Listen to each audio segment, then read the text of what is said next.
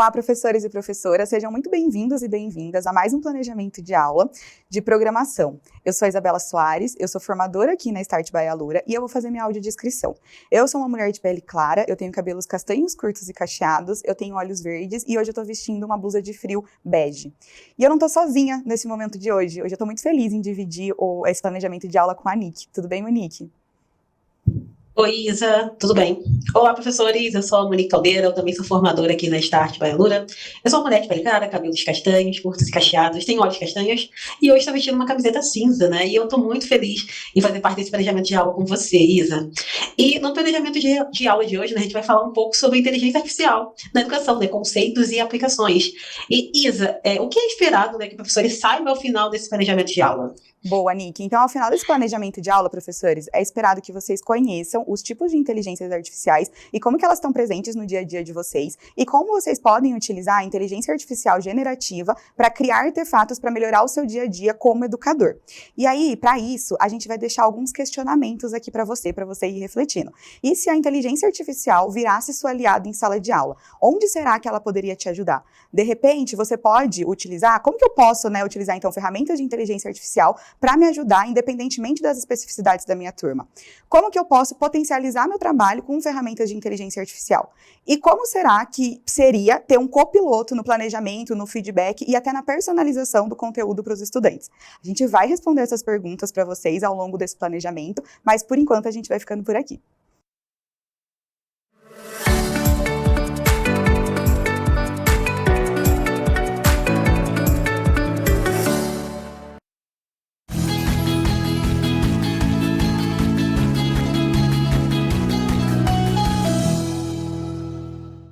Olá, professores, sejam bem-vindos de volta. E aqui nesse bloco a gente vai falar um pouquinho sobre as inteligências artificiais e onde que elas estão presentes no dia a dia de vocês. E para iniciar, a gente vai deixar aqui uma pergunta para vocês. Onde será que está a inteligência artificial? E aí aqui já fica a resposta, né? Ela está no seu bolso, ela está no seu carro, ela está na sua sala de aula. E de que forma? A inteligência artificial, ela é muito antiga. A gente está falando muito sobre ela ultimamente porque a gente está falando muito sobre a inteligência artificial generativa. Mas a gente já utiliza há muito tempo, por exemplo, no Google Maps ou qualquer outro aplicativo de definição de rotas. Para o Google Maps fazer uma definição da rota para o lugar onde você quer chegar, ele precisa da inteligência artificial. Então vamos supor que você erre o caminho e ele faça o recálculo da rota. Ele também utiliza a inteligência artificial para isso. Um outro lugar que a gente utiliza são nas nossas redes sociais. Aqui a gente utiliza um monte. Por exemplo, quando a gente recebe aquele anúncio personalizado, então eu pesquiso alguma coisa e depois começa a aparecer para mim. A inteligência artificial é responsável por isso. Ou mesmo quando eu posto a foto de alguém ou um vídeo que tem alguém e ela já me dá uma sugestão de marcar determinada pessoa, porque ela fez esse reconhecimento facial. Ou mesmo numa moderação de conteúdo. Então, esse conteúdo é um conteúdo impróprio. Tudo isso é feito a partir com a inteligência artificial. A gente também utiliza a inteligência artificial há muito tempo na tradução de idiomas. E aqui, tanto para a gente poder, por exemplo, traduzir algo que eu falei na forma oral para a forma escrita, ou mesmo para fazer uma tradução que seja contextualizada e não uma tradução palavra por palavra. Porque a gente sabe que alguns termos que eles existem no português, eles não existem em outras línguas, né? E também utilizamos em, por exemplo, reconhecimento facial. Então, vamos supor que eu quero os celulares que têm o desbloqueamento do aparelho por facial. Ele consegue reconhecer quem é a pessoa e se realmente é uma pessoa que está ali na frente. E aí a gente tem alguns tipos de inteligências artificiais. Eu queria que a Nick falasse um pouquinho sobre elas pra gente. Tudo bem, Nick? Tudo assim, Isa.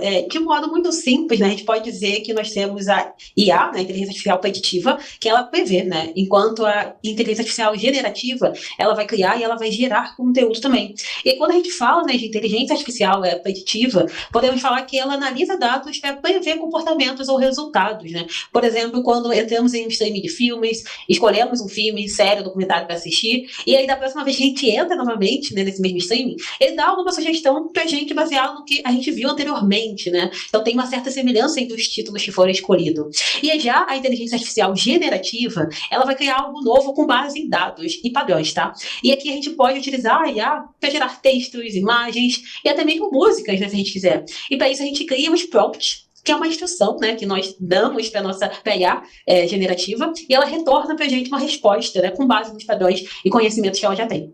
E, Isa, eu sei que você trouxe alguns exemplos, né, de IA generativa, né? Quais seriam esses exemplos? Boa, Nick. Então, alguns exemplos de IA generativa, acho que o mais famoso, né, que a gente mais vê aqui em geração de texto é o ChatGPT. Então, que é uma IA que gera texto e que também gera imagens, mas ela é mais comumente usada para a geração de texto.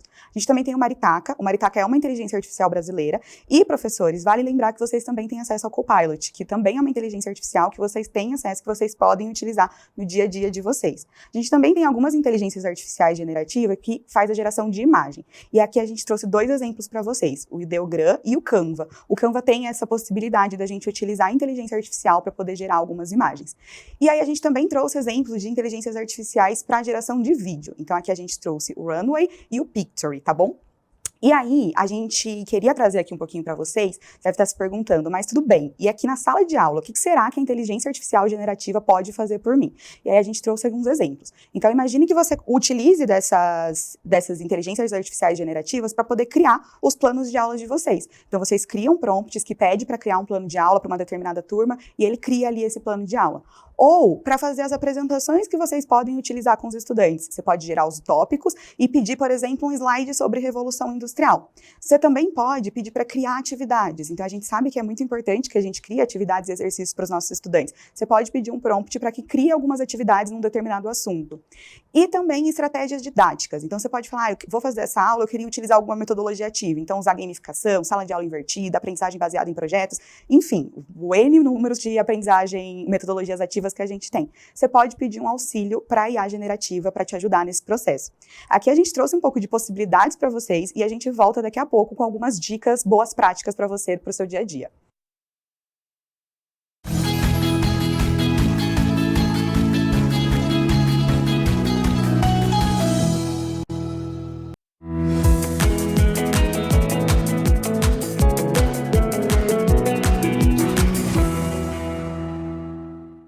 Bem-vindos de volta, professores, e aqui a gente vai trazer um pouco de boas práticas para a utilização da IA generativa no dia a dia de aula de vocês. Para começar, eu trouxe um exemplo aqui de um prompt que eu criei. Então, eu queria criar uma imagem e que essa imagem refletisse cientista de sucesso. Então, eu criei esse prompt, cria uma imagem, cientista de sucesso. Essa aqui foi a resposta que eu tive. Vamos observar um pouquinho essa imagem. De repente, quando eu falei aqui também cientista de sucesso, você tenha pensado em algo muito parecido. Então, a gente tem aí um homem branco, que ele está num laboratório que a gente consegue perceber que tem algumas vidrarias e um microscópio.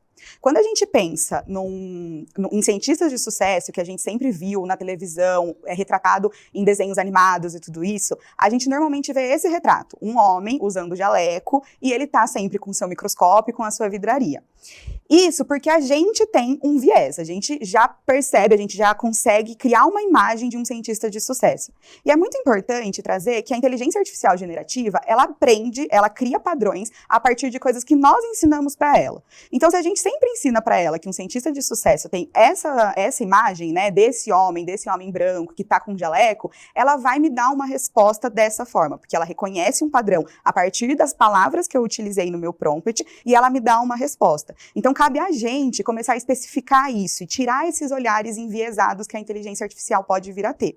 E aí, Nick, será que você consegue falar um pouquinho pra gente, caso a gente queira trocar, a gente queira uma mulher como uma cientista de sucesso, o que a gente precisaria fazer aqui? Boa, Isa. Nesse caso, a gente poderia fazer a edição desse prompt, né?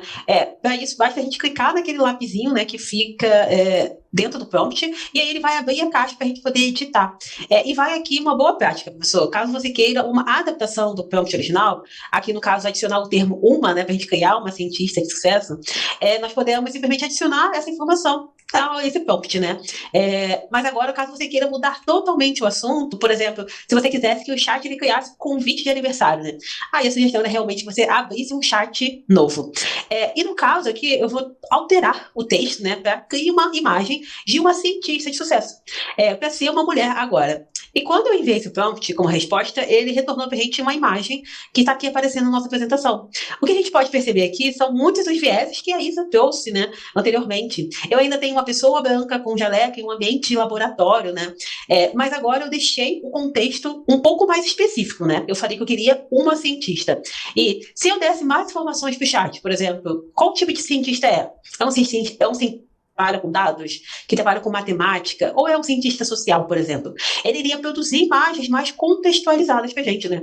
E isso acaba levando a gente a uma pergunta, né, Isa? Qual seria essa pergunta? Boa, Nick. A gente pode então perguntar como será que eu consigo criar bons prompts, né, para poder ter respostas mais adequadas ao que eu quero. Então, a primeira dica, seja específico, evite ser vago, diga exatamente o que você quer. Então, se você quer uma cientista que seja mulher, que esteja em um determinado ambiente, peça isso para o chat, porque quanto mais específico você for, melhores resultados você vai ter. Revise o conteúdo que foi criado pela inteligência artificial. É muito importante, professor. Esse papel de fazer a curadoria do material é um papel de vocês. Então, é importante que vocês façam essa revisão do conteúdo que a inteligência artificial criou para vocês. Caso você não esteja de acordo, edite o prompt. E você também pode fazer alterações sem depender da inteligência artificial. E utilize os termos corretos para poder fugir dos vieses. É muito importante que você utilize os termos socialmente corretos e politicamente corretos, né? Então, evite trazer termos que já carreguem algum preconceito com ele. Então, por exemplo, ao invés de você utilizar o que você pensa ou cria uma imagem de um índio, peça para colocar alguma coisa como povos originários ou povos indígenas, porque a gente sabe que o termo índio, ele já carrega um preconceito com ele. E isso é nosso papel. A gente usa a nossa expertise como professor para a gente conseguir gerar prompts que vão ser mais adequados para a sala de aula. E aí, Nick, você consegue trazer um pouquinho sobre como a gente consegue, o que a gente pode fazer como plano de aula e tudo mais para ajudar os professores? Boa. Aqui a gente vai mostrar dois instrumentos que os professores eles precisam criar para suas aulas e que o chat ele poderia ser um grande aliado, né? Os planos de aulas e atividades. E a gente vai trazer aqui algumas boas práticas, professor, para a criação de planos de aulas com o chat GPT, por exemplo. E o principal seria detalhe o contexto, né? Então é importante que o chat ele saiba quantas aulas você terá para trabalhar o assunto, o tempo de cada aula também é muito importante, qual a metodologia que você quer utilizar e por aí vai. Você também pode pedir formatações de saída específicas, né? Então, ao invés do chat ficar criando um texto corrido com conteúdo do plano de aula, ele já pode oferecer tudo organizado para você em tópicos ou até mesmo em momentos de aula, né? Também defina um ponto de partida e vá refinando até chegar ao resultado esperado. Faça esse trabalho de editar o prompt, como a gente trouxe anteriormente, a cada saída. E aí você pode ir refinando ainda mais o seu prompt até chegar naquele resultado que você espera. E também reaproveite alguns prompts, tá? Mas não se esqueça de fazer as alterações necessárias. Você pode até mesmo mudar o plano de aula do prompt para gerar outro. Mas analise se vai fazer sentido para o seu contexto atual, tá? Então não deixe de adaptar. E por fim, peça para a IA sugestões de adaptações de atividades para estudantes, né, com alguma especificidade. Então a IA ela pode ser uma aliada para as aulas mais inclusivas. Então você pode pedir adaptações de atividades para os estudantes, né, que tem um tipo de especificidade também, vai ser muito útil. E Isa, no caso de exercícios, né, quais seriam as boas práticas que esse professor poderia aplicar?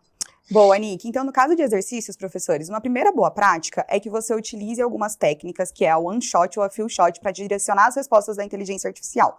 O que são essas técnicas? A one shot é eu dar um exemplo para o meu chat que é um exemplo bom ou um exemplo ruim. Então, vamos supor que eu queira exercícios de adição e subtração de números inteiros de 1 a 10. E aí, quando eu peço isso, ele me dá uma lista de exercícios que tem ou adição ou subtração, que eu consigo ver aqui, né?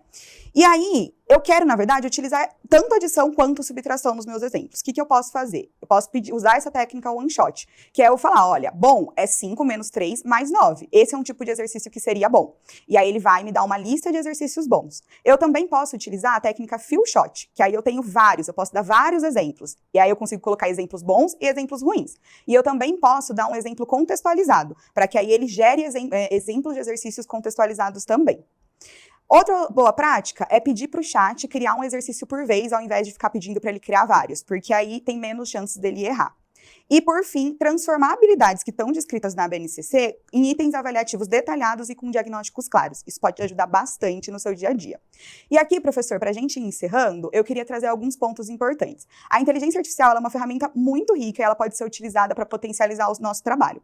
Só que a gente não pode delegar 100% da nossa criação para a inteligência artificial, porque ela está sujeita a erros, vieses e preconceitos, como a gente viu aqui.